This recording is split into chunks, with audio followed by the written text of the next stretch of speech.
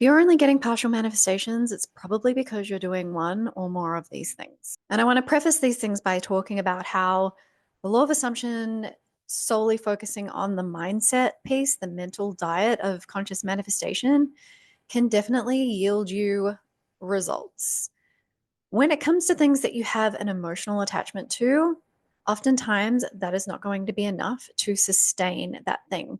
So you might find that when you come across the law of assumption, and you do the things that I used to talk about a lot more in terms of like the mini manifestation list to help build your faith in your power, those things come about really easily. And it's not because anything is harder or easier to manifest than anything else. It's just that those things are things you don't have an emotional attachment to. So it's good to still get those quick wins in terms of seeing that you do choose what you want to experience. I like to say that over creating your reality because all creation is already done. Past, present, and future already exists. Every combination of past, present, and future already exists.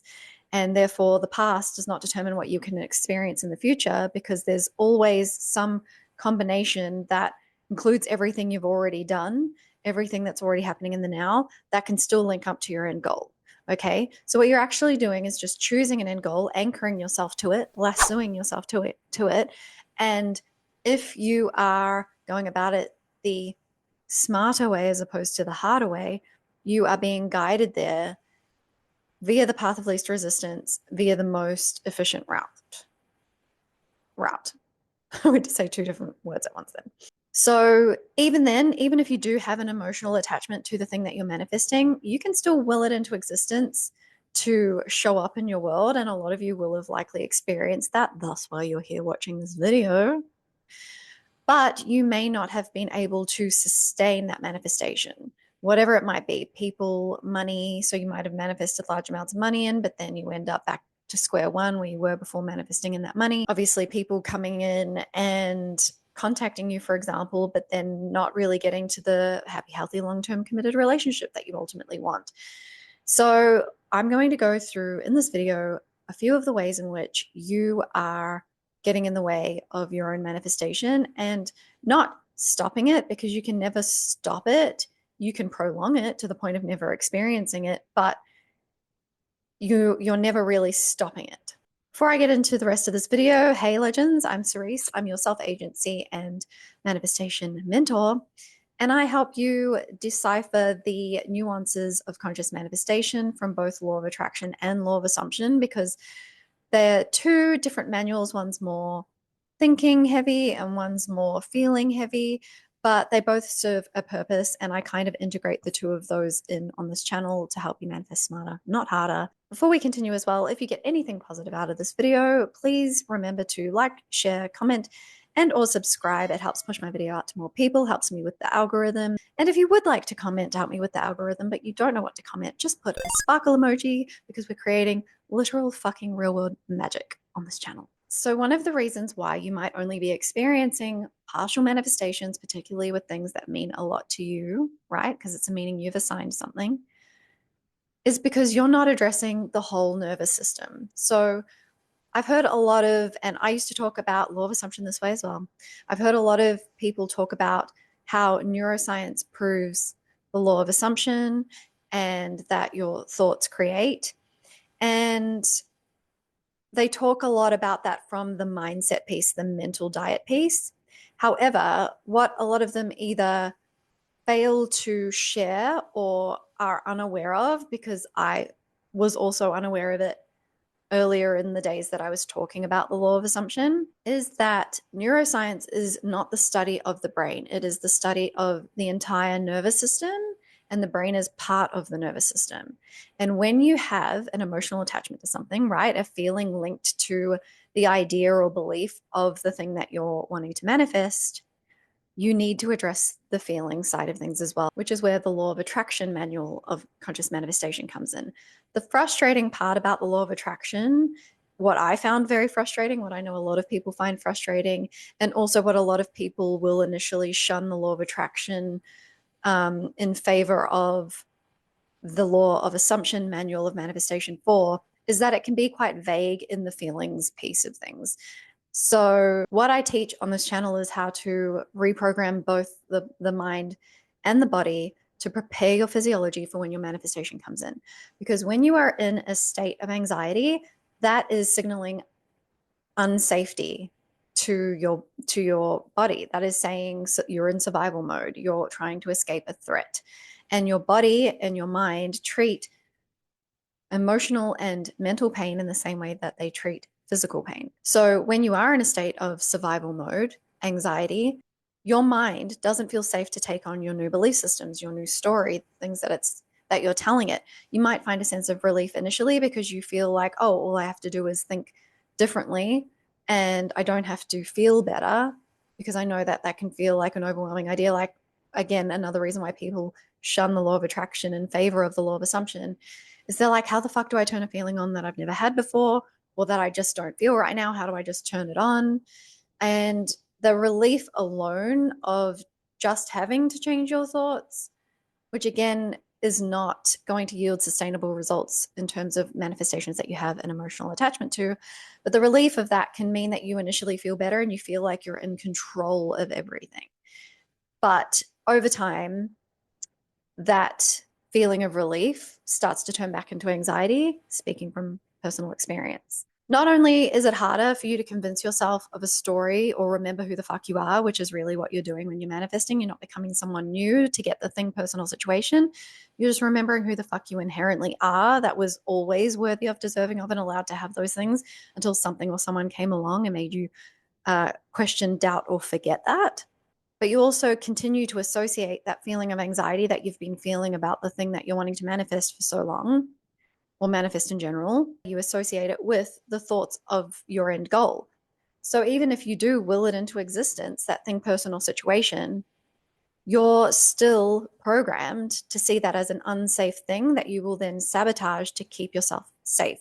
And safety, in terms of the more primal part of our brain, because our brains have evolved to have more and more layers kind of added to it over thousands, tens of thousands, millions of years, however long, I don't know how long humans have been around for in our close to our current form exactly. But the more primal part of our brain sees anything that is unfamiliar as unsafe. So what you're doing when you address the whole nervous system, not just your brain, your mind, is you are creating a feeling of safety so that when your manifestation comes in, you're not getting the butterflies, which is essentially just anxiety.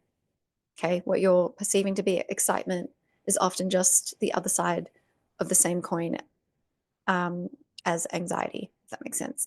And because you feel unsafe, you do things on a subconscious level from a subconscious place outside of your conscious awareness to keep yourself safe from that thing, personal situation, when actually that's something or someone that you want to have in your life. And if you really think about it, being in the happy, healthy, long-term committed relationship that you want, or having the financial stability to not have to worry about money, as two examples, because I like to keep it general here, apply it to whatever it is that you are manifesting. Being healthy, for example, would not feel fraught with anxiety. It would feel very cool, calm, collected. It would feel very neutral. It would feel like you don't have anything to worry about because it's yours and it's there and it's sustainable and it's going to stick around. The other thing that you might be doing that's only yielding partial manifestations is faking it till you make it. I don't like fake it till you make it, okay? It comes from a place of feeling like you have to be someone other than who you truly are, which you haven't been being in relation to your manifestation for as long as you haven't been able to have a hold on to it. But it usually puts you even further away from who you really are to act as who you think you need to be in order to have what you want, which is usually not who you truly are. And when you do that, it is a form of physical world manipulation, which doesn't yield sustainable results unless you are willing to exhaust yourself, so manifest harder instead of smarter again, by pretending to be this version of you that you truly are not, inherently are not, authentically are not, in order to have the thing you want. It is really taking forced action in the guise of inspired action, and the motivation behind it is usually from a place of lack and insecurity. And again, you can totally manifest from those places, but it's either not going to yield sustainable results, or it's going to take so much energy to the point of exhaustion to sustain those results. And this can show up as impatience, trying to create jealousy to force the result that you want, giving ultimatums to people, but not doing that from a place of like, I know I'm the shit and it would be your loss. And instead coming from a place of, I'm hoping this is going to force them to come in the way I want sooner than what is probably part of the most efficient route to the sustainable version of the result I'm wanting. Another thing you might be doing is trying to micromanage the how and the when of your manifestation, of your end goal. Manifesting in steps is a way that you can manifest. And I definitely found that when I addressed the whole nervous system, it was easier for me to live from the end. But manifesting from steps usually comes from an out of whack nervous system where, again, you're coming at it from that need to control everything because you're worried that it's not going to happen if you don't control how it happens, and impatience. And both of those things are driven from, again, that out of whack nervous system. And again, whilst you can manifest in steps, 99.9999999% of the time, it's not going to be the most efficient route to your end goal. And even though I've spoken about nervous system regulation, which is one of my manifestation cheat codes, the other two cheat codes work together synergistically with the nervous system regulation to make these things easier to do. Living from the end, taking on new beliefs because you're creating safety in your body, helps you not focus as much on the time so that you're not trying to control it as much or coming from as much of a place of impatience, et cetera, a host of other things that honestly would be like a whole book. But I will be obviously not only addressing those things over time and also elaborating on those things and helping you apply those cheat codes to your individual circumstances within the Cheat Code Academy that is launching in February. I'm so fucking excited. The Cheat Code Academy will be launching in February. Only those on the no obligation to join waitlist, which is linked below, will receive a 50% off code when the Academy launches. Again, it's no obligation to join, but you will have the option to join as a founding member, getting that 50% off bonus. That's not just for the first month, but every month you choose to remain a member, and you can, of course, cancel at any time. So all the details for that are on the waitlist that's linked below, along with all the other ways that I can help you, right from my freebies all the way up to one-to-one coaching. I definitely encourage you to check out what other manifestation coaches are offering in their memberships. I know for a fact that I've packed way more into mine than what a lot of them are offering, and at a more accessible price point. Keep in mind that when it does launch, it will be in Australian dollars, so you will need to do your own conversions to figure out what that would be monthly for you in your own currency. And again, if you're on the waitlist and you decide to join as a founding member for the period of time that the doors are open for you to join as a founding member, you'll pay half of that. So another way in which you're creating only partial results with your manifestations is that you are trying to apply logic to manifestation, and manifestation is not logical. And therefore you are acting and behaving and doing things from that place of logic. But if manifestation isn't logical, that's often taking you on unnecessary detours, right? I've spoken about this before, creating unnecessary additional stops on your Uber journey that are not part of the most efficient route to the destination you're trying to get to. Examples of applying logic and acting from that place, which is actually, again, tying it back to the forced action in the guise of inspired action, is if you're manifesting a specific person, going somewhere that you know they're going to be just because you think you need to be in the same place as them in order to get to your end goal with them, which is not necessarily the case. And also using the SP example, putting so much weight on a text message as the first step towards your end goal of being in a happy, healthy, long-term committed relationship with them, when that's not the only way in which you can get back in contact with someone or start having conversations towards the end goal result that you're wanting. You could bump into them somewhere that you're not planning on seeing them, which is more likely going to happen if you're doing the feel good things cheat code, right? Doing things that are unrelated to your manifestation, that are just things that you enjoy doing, that feel good to do. And you'll know then if you bump into them that is part of the most efficient route to your end goal.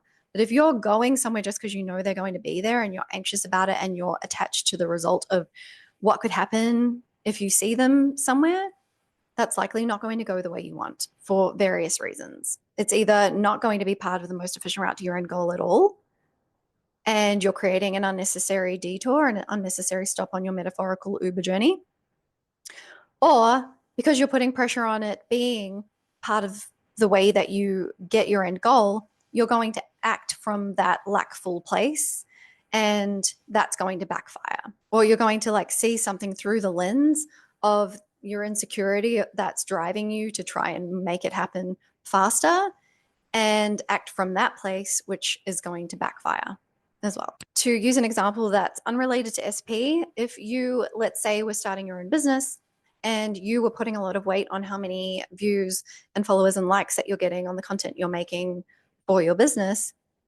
instead of just living from the end goal of having the successful business, more views, more followers, more subscribers doesn't necessarily equate to more sales or more bookings.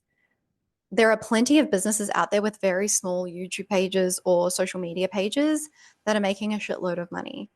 So coming at it from a place of offering value and knowing that only you can teach something in a way that others will understand, because I know for a fact that I teach conscious manifestation in a way that no one else has been able to say in a way that clicks for people, right? And I don't really care if people like other coaches. I know that there are people that only really resonate with me, or who resonate with me and a very few amount of other coaches. And I'm helping them by being authentically myself and putting the information out there and encouraging them to apply it and building that trust that I have the best intentions for them. I'm not just putting out gimmicky techniques to get the views. I'm not just putting out content for the sake of putting out content.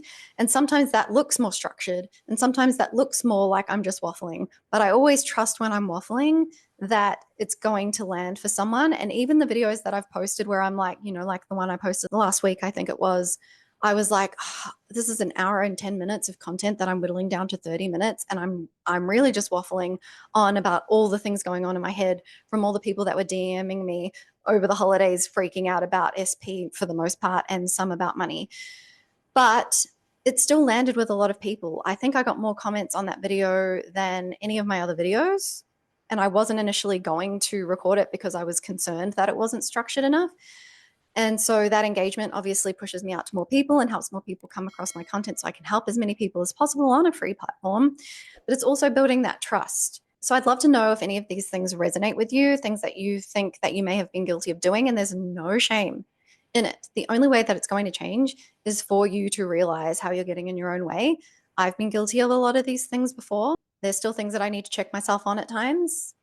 And that is part of the human experience. So stop being so hard on yourself. Remember that my cheat codes help you make these changes naturally without having to overthink things and becoming overwhelmed with all the changes that need to be made. You don't need to do that.